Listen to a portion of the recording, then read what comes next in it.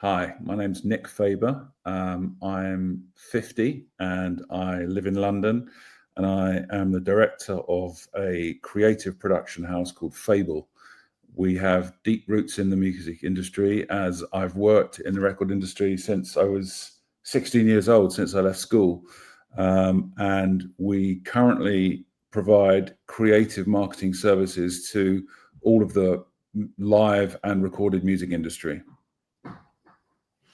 And tell me a bit about how you got into this space in the music industry. You mentioned you've been working in it since 16 years old. Give me a little bit deeper dive into what brought you to this point. Well, I've worked pretty much in every single area of the record industry. When I was a kid, I was in bands and played instruments, and I was desperate to sort of be a recording artist. When I left school, I got a job in a music studio, and I worked my way up through there. Learnt about production. I did various deals in the early and mid 90s with different labels, released dozens of recordings, numbers of albums. I did a publishing deal, and ended up producing other artists and remixing other artists. And then I ran my own music production library, I suppose, creating production music for film and TV. I fell into that because I knew lots of friends who worked in TV and film, and they knew that I was a music guy, and they were like, "Look, can you do some music for my bumper or for my spot that we're working on?" Of course, I said yes, and then that kind of snowballed, and I ended up doing that for about 10 years. Longer than that, actually. Soundtracks and films, documentaries, did lots of TV commercials. And then after that, I mean, I was always doing my own music. After that, I set up a little boutique record label, and I was mentoring artists and sort of getting into management a little bit.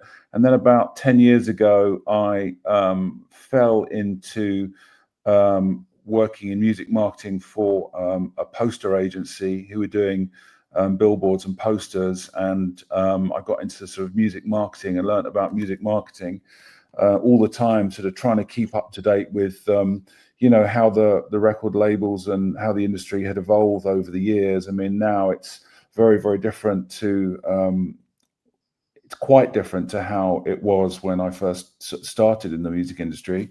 But I found that I enjoyed music marketing very much, and I established relationships with lots of great people at record labels. And when I wanted to do something really creative and branch out on my own, I thought to myself, what is it that I can offer people that will help them market their artists? I actually thought, is there a one-stop shop answer? Is there an off-the-peg solution? Is there a one-size-fits-all answer, to all these different marketing challenges that record labels face? And of course there isn't. But the way that I approach those problems is that there is a single answer to that, and that is creativity. I've always been a creative. I've always been a musician, a songwriter, a producer, and I have always had a need to make stuff. I've, produced other things as well, and worked with lots of people who are makers and creators within music and outside the record industry. And I just like making stuff and creating stuff, whether that's a music track, or some sort of unique moment which kind of makes people stop and grab for their phones and share it with the people they love. I mean, that's kind of what we're trying to do now. So I'm drawing on all the experience that I have over many years in different aspects and different areas of the record industry, and sort of putting it all together into a service where I can help people extend their reach in what is a very overcrowded market. Amazing. I missed out. A very what market? Overcrowded. There's a lot. Overcrowded. Thank you. Yeah, there's a lot of people releasing music, and a lot of music out there, and a lot of people want to, you hear these kind of phrases like "cut through the noise." A lot of people want to get heard, so everyone's looking for that competitive edge. Yes. Yes, indeed. Getting our potassium too as we speak. That's very good. Um, so before we go into some of the technologies that may have a really profound effect on the lives of musicians, um, can you sum up for me what it means to be a professional musician today? How would you define that? Well, I'm not a professional musician, so I can't speak for professional musicians. I've never really been a professional musician, even when I was a professional recording artist and earning a living from making and releasing records. I never really considered myself a musician. I'm self-taught as a musician, but I can tell you what it feels like to be a professional in the record industry. Sure, sure. It feels great for me on a personal level because I feel like I've been working up to this point my whole career. A lot of the time, my career didn't make any sense to me, and I felt that I was being buffeted around between various waypoints, and I couldn't really understand why I was unable to settle in one area. I loved making records. I loved being in the studio, but I loved working with other people. I loved producing artists and mentoring artists, but I loved working on the ground. I loved being in environments where I could connect with fans and music lovers. So, I kind of found myself going between these different places. I love the But music. can we just from a definitional standpoint? I think if you could break that open, it would be very helpful. What is it about what you do you think is not being a musician? Well, I don't. I mean, I'm not a musician in the. I'm not a musician in the kind of classical sense of the word because I don't Mm, read and write music, and I play instruments very badly. I mean, I'm self-taught. I play okay. the guitar, I play drums, I play keys, I play, most stuff. I've got a great ear, so I can get a tune out of most instruments. But I'm not really. I don't sight read. I couldn't stand up in a jam session with a bunch of other guys. But I understand it. I understand that language, and I feel it very deeply. So I'm able to communicate on many levels with those kind of people. And I think Mhm. I've done that very well. And I'm extending that now to not just the artists that we work with. A big part of what I do and what we do at my company is to claim authenticity. And we do that because I have a rich background in the record industry, since the age of 16, working in record studios and working with different musicians and releasing my own music and doing record deals and publishing deals. I understand very much what it likes to be a recording artist. So that really is our USP, that we understand that language and we speak that language. But I've never really considered myself a musician because I don't do the dots, but I feel it very, very passionately. I'm a music lover, really, first and foremost. Well, you're certainly the first person I've met that said sight reading and even reading music, sheet music is the barrier to say that you are a musician or not. I mean, there's plenty of great musicians. I don't know if Kurt Cobain could sight read, the 44th Symphony, but I think he was a musician, but he could get up and play. And maybe you're saying that you're more of a studio person and you kind of influence the studio process. And so you're not like the face of the album or something. But I mean, am I getting that more or less correct? Yeah, I think so. I think what I've realized also through what I do now is that what I really get off on is the creative process. I think for me, bashing a guitar or, kind of playing the drums or being in a studio and making records was lovely because it not only did it massage my ego, but it enabled me to fulfill myself in something which I was desperately in love with. But what really gave me the deep satisfaction was solving those creative problems about songwriting, song construction, song Hmm. production, song presentation, idea presentation. And that's really why I absolutely love doing what I do now, because I love the challenge, that someone would come to us and say, how do we get heard? How do we get noticed? How do we cause a disruption? How do we turn heads? How do we get people to Yes. stop scrolling? And I love that Mhm. creative thought process. And Would you call it artist development or A&R? Is that a sort of function that you've had? Not really. I have worked in artist development for many years with many different artists, you know, with limited and various amounts of success. But we don't do that now. I mean, I have a lot of artists get in touch with me, and they ask me if I'll listen to their demos, or, you know, whether I'll manage them. And I don't do that anymore, simply because it is a bit of a thankless task, for, you know, for want of a better word. It's the odds, quite frankly, are too long for me. You know, I've been doing this a long time, and you know, I've got I have different requirements now, you know, in terms of my basic needs, and to sort of gamble on other people's you know, artistic abilities in this kind of climate is not only is it not satisfactory, but it's not smart for me. There's plenty of people that do it, and I admire greatly people that work with artists, but you know, I've found that a lot of artists are incredibly difficult to work with because they are artists, and that's great, you know. And I think one of the beauties about me personally is that I've seen both sides of the coin. You know, I used to feel that I was on the wrong side of a glass wall as an artist. You know, I couldn't break through to the commercial side. I mean, I did very successfully on a few occasions, and I'm glad that I did. But really, you know, I was an artist. I was a creative. I was someone who was making things, creating music, making noise, and fulfilling that creative destiny. Whereas now, you know, having worked on the commercial side of music making, working with major record labels, working with artist management, understanding their goals and ambitions, you know, I definitely understand the commercial aspect. So I think that's another reason why I'm very effective in working with musicians and recording artists, because I can understand their creative urges, but I also understand that if they want to make a living out of it, they need to convert those creative notions into currency.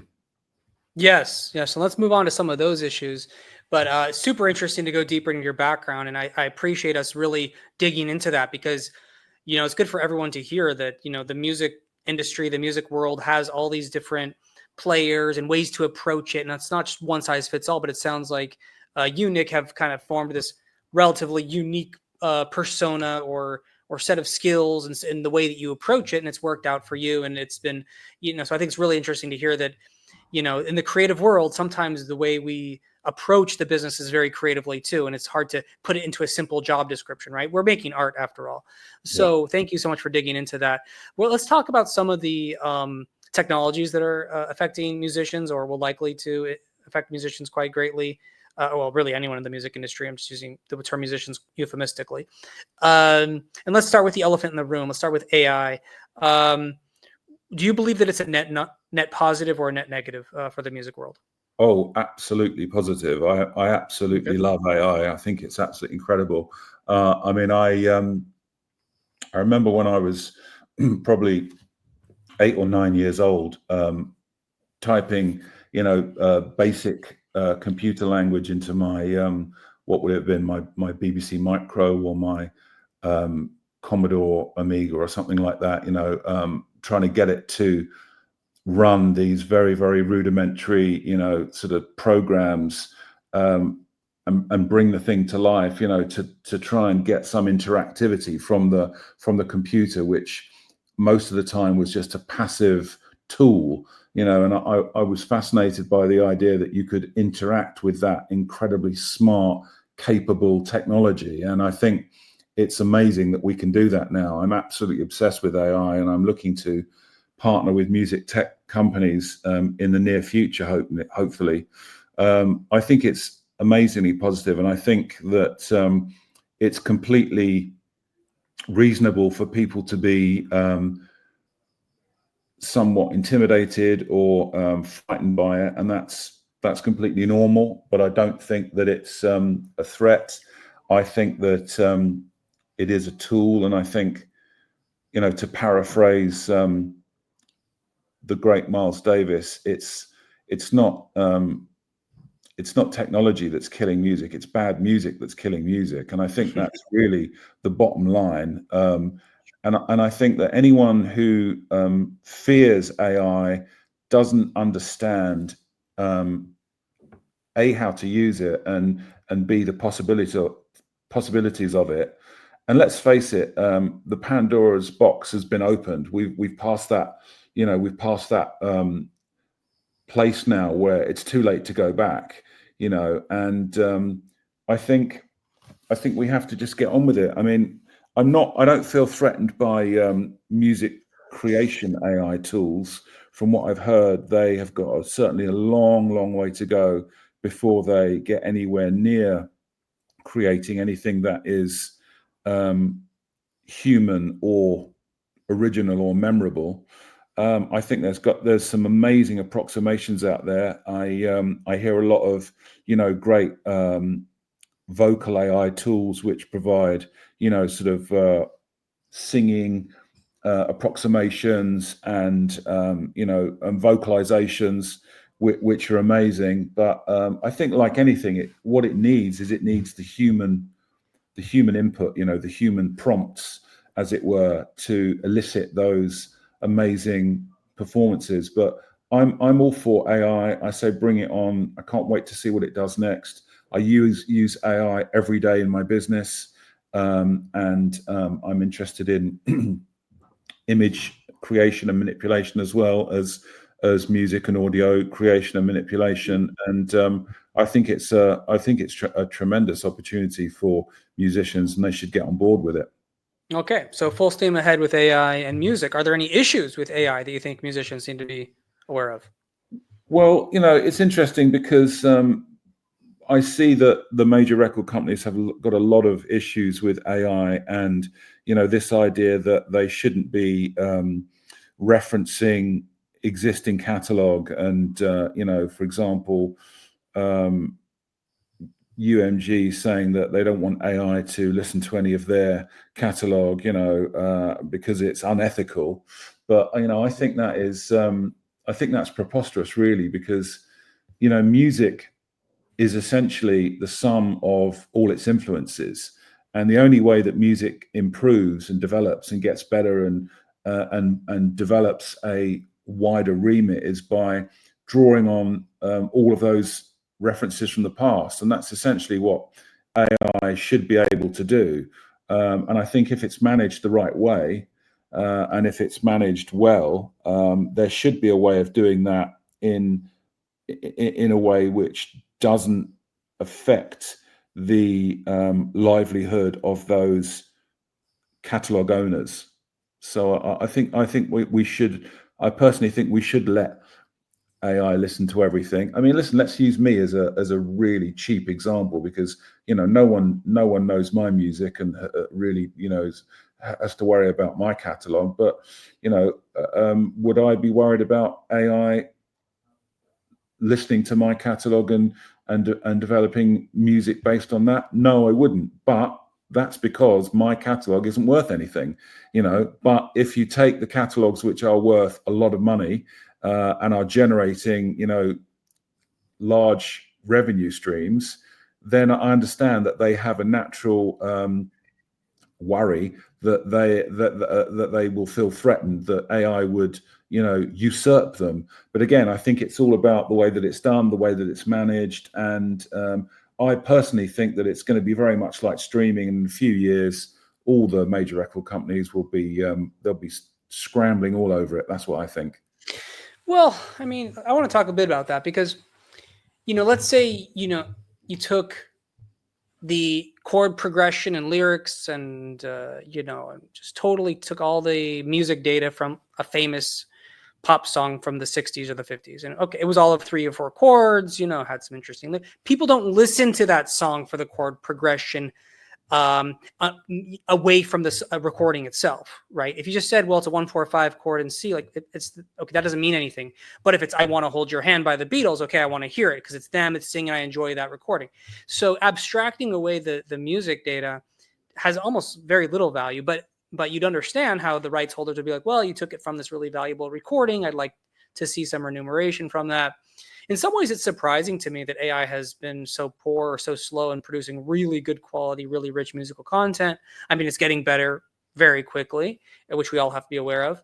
And you also mentioned, well, my own music catalog, go ahead and use it. And I think there's also this kind of idea, this idea of like a private, data aggregator, like, okay, take all my music, take some music from some owned catalog, and then create stuff from that. Now you have this sort of private world of data aggregation, which why not? Like, if you're a record label and you're sitting on a huge catalog, sure, take my catalog, spin it up into something, and I can own all the rights. That sounds interesting. But take my catalog, spin it up into something, and then some guy sitting in his basement gets all the credit. You see, I'm having a bit of, I think legally that's going to be challenged. I think it is being challenged, but you can understand the sort of logic of not wanting that to happen without tracking that.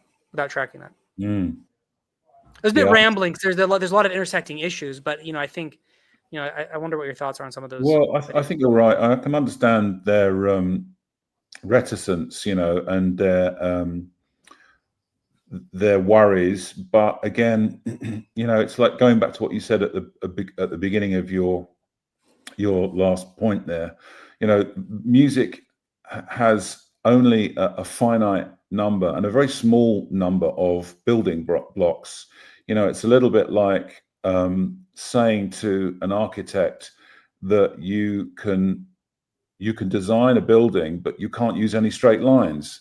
There are a number of tools in music and a number of component parts that need to be assembled to create the basic structure of it. But as you quite rightly said, the 1-4-5 chord sequence, or the 12 bars or the 16 bars, or the intro, verse, pre-chorus, chorus, however you want to look at it, you could probably boil those things down to a set of rules that you could fit on the back of a cereal box. But what makes those songs different and interesting and and heartfelt, and gives them the ability to connect with millions and millions of humans, is the human element, and that the human element is, can be defined in a number of ways. With, philosophers have been talking about it for thousands of years, and probably will thousands of years in the future. Is it the the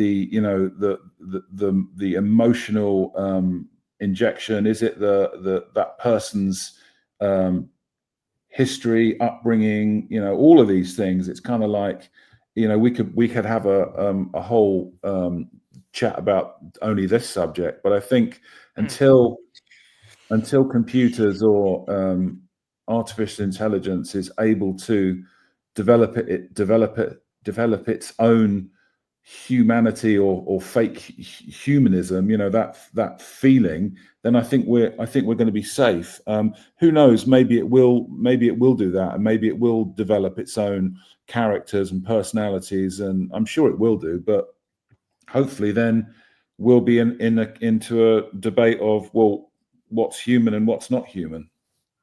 Well, that will be a serious debate going forward in all realms of creative endeavor and IP development. Let's move on to Web3. And here specifically, I'm referring to tokenization, use of the blockchain, NFTs, and so on. Yeah. We've seen a lot of activity among startups in this space and major labels partnering or certainly expressing interest. What is the state of Web3 for musicians now? And does it have the potential to be a major factor going forward? I think it does. I think as far as blockchain technology is concerned, and the potential for added security and giving artists control over their own catalog and control over their own creativity and the ability to directly interface with fans. I think there's tremendous opportunity for artists there, and I think it's definitely a big part of the future. I think NFTs, we kind of saw people get excited about a couple of years back, didn't we? And then it seems to have sort of bubbled fizzed away a little bit, bubbled away, and gone maybe back underground. Maybe it was a little bit too soon.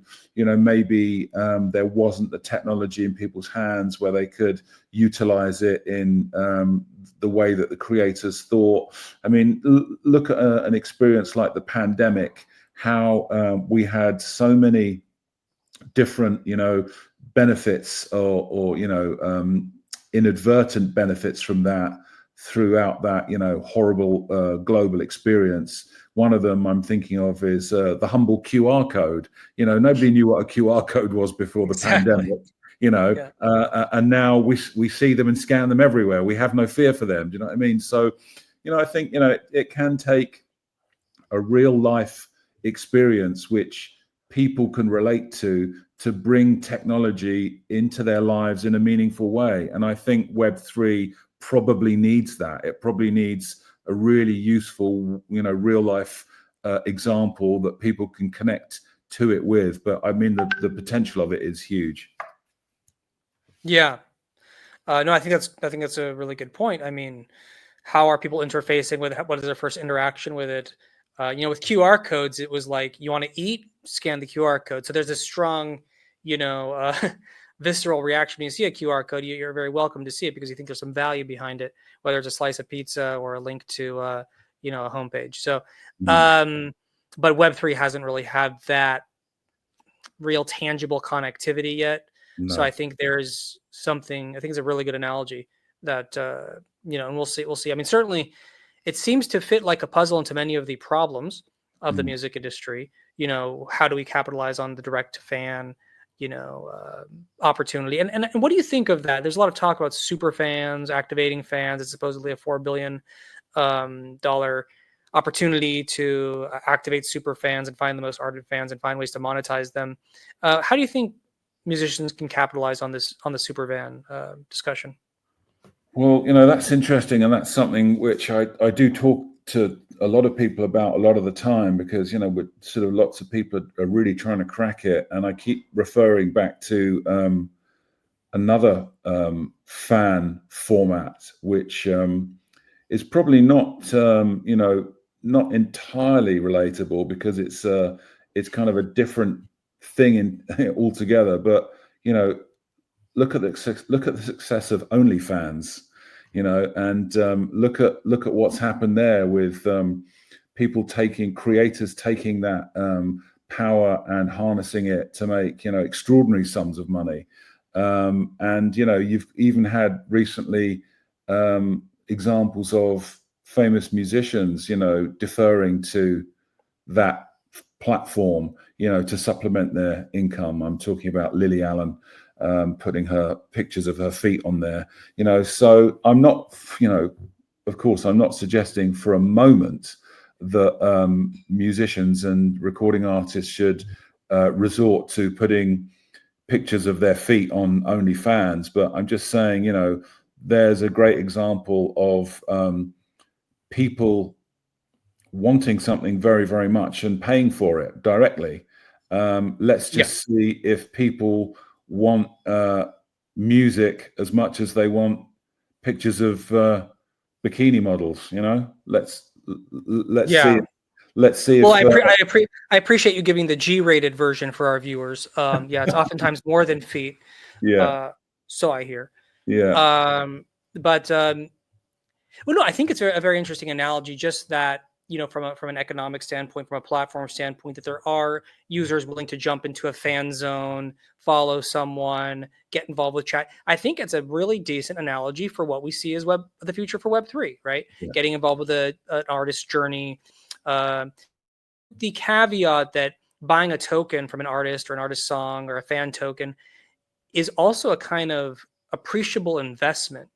That artist might start off small. The token costs $20, but 10 years from now, they're actually really big. So now that token is worth something, so this buying tradability, this betting on folks, like that's something that's quite unique to Web3. And I think is super interesting in the music context, because who wouldn't want an early recording of some great artists from the 60s or 70s, even today, right? An early vinyl, an early tape, or an early 4-track or 8-track recording. That's super cool, right? Well, that's the opportunity digitally now.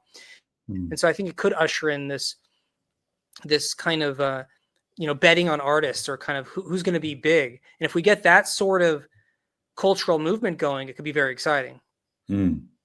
Absolutely. Yeah, I just think one of the issues at the moment is musicians just don't know how to do it. I've been working with recording artists for a long time, and they're still struggling with their social media, because they want to play guitar or play piano or sing or make songs, and that's great, and that is what they should do. But unfortunately, they're going to have to learn how to do more. And if they want to take control and they want to survive, or if they want to make a living, then they're going to have to expand their skill set a little bit. Yes. I mean, it's tough enough to convince a musician to start posting on their socials regularly, right? Yeah. They just want to make their music, so it appears like another layer. So yeah, I totally get that. So is it kind of, just to turn a corner here, is anyone happy with streaming, with the streaming paradigm? Have you met anyone really happy about it? Are you happy about it? Are you happy about the revenues you get from streaming? Have you met anyone happy about their revenues from streaming? It's funny because no one seems to be happy. I've certainly not met Jay-Z or Beyonce or Rihanna or Drake or The Weeknd. So, those are the guys who are going to be happy with their streaming, as far as I can see. I'm not friends with those guys. So, I don't know anyone that's jumping up and down saying they've made $1 billion, from their streams this quarter. But it seems strange. I mean, there are obviously, that we have some great campaigns. No, you have not met anyone directly who's super excited about their streaming. We've got some great campaigns here, like the Broken Record campaign. We're lobbying with our MPs here in the UK, and there is a wider conversation about the injustice of streaming and the balance of revenue distribution, which needs to be addressed. All of these things that we all know about, but I don't really see people, young musicians or artists at large, picking up taking the fight to the DSPs. It doesn't really, and the public is certainly not aware of it, because they're paying the subscriptions, and they're getting the music for a budget rate. So no, I mean, I don't know anyone that's happy with it, and no, it's not right. But again, I very, very much doubt that we can do that much about it. Actually, my deep thought is that we have come too far along the road to back that truck up again and out into that place where we can really negotiate well with these guys. Why would they, when Daniel Ek is paying himself, a multi-billion-dollar payout, each quarter, what's to negotiate with him? They've just inked a new deal with Universal, so those guys are happy. It's kind of like we're just the little guy, that we're really trying to fight this big machine, and it's not going to be easy. Well, I think that's a totally fair interpretation of what's going on. I'll just throw out a few potential counterpoints. Is that, yes, streaming won't compete against, say, another streaming platform, but there might be a competitive space in a completely new way to consume and enjoy music, vis-a-vis Web3 or some other combination of technologies that starts to supplant that. Because to me, streaming looks like the Library of Congress of music. It's just this big monolithic bank of all the music that exists with, 200 million songs or something like that. I might be getting the number wrong. I'm just like, a lot of songs. It's like 12 million artists. It's a couple 100 million songs. It doesn't matter if it's 1 billion songs. The point is, it's more than it's supply ad absurdum. Yeah. So whereas the counter to that is niche. The counter to that is, finding a small group of like-minded people liking an artist and and that could be a growable economy, as far as I can tell. It's, that we see examples of that. I think you mentioned, OnlyFans as a non-music example of that, but that kind of thing can happen, at least hypothetically. I think it must happen for it to get to, for being a professional music to stay interesting for musicians. It's something like that has to happen. Now, I also just quickly throw out the examples of Blockbuster Video, Kodak, both kings of their industry at one point, and then complete and utter collapse because they weren't able to move with certain technologies. So we shouldn't think that things never change. Like they can change, even after 20 years of streaming, they can change. How that changes and what takes it down and what alters the music economy is still open for discussion, certainly. But the confluence of Web3 technologies and decentralization sounds like as good a candidate as any for what might do that. So just a few thoughts in response to that. I think the important Maybe thing, I'm an optimist.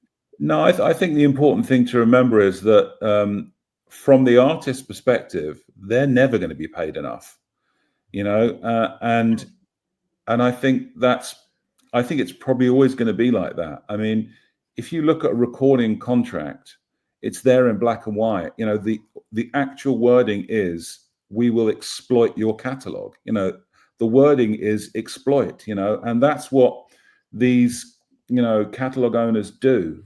They exploit the recording artists, to make money. And however it's been done in the past, whether it's on, wax discs or 78s or LPs, the artists are saying that they got a lot more when we were actually pressing records, and they probably did, but they got barely anything compared to the record labels who are cutting those discs. So I think you just have to bear that in mind, that the artists have always been taken for a ride, for want of a better phrase, and it's always going to be the record labels or the tech companies or the people who do the exploiting that are going to get paid more. That's just because it goes back to what I was saying earlier about, being a creative. It's rare for a recording artist or a musician or a singer to be really fantastic at what they do and be a beautiful instrumentalist or beautiful performer or a heartfelt singer and a tremendous lyricist and write these wonderful songs which connect with people on a very deep human level. It's very hard for them to be like that and a cutthroat business person.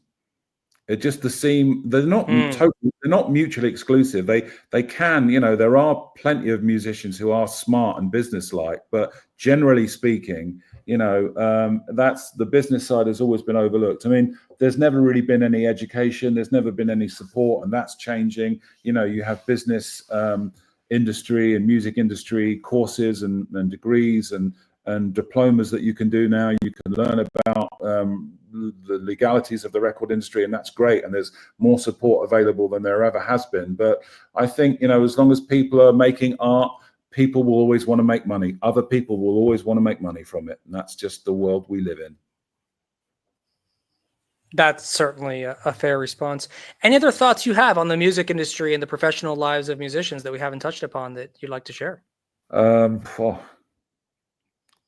What else can I? Any encouraging words, perhaps?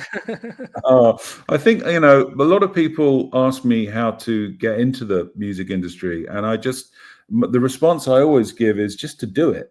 I mean, that's how you get into it. That's how you get into anything. You just do it. If you want to be a musician, you play an instrument. If you want to release music, you can do that yourself now. If you want to put shows on, you find some local bands and go get a venue and put shows on. You want to work in the record industry, just do it. Just believe in yourself that you can do it.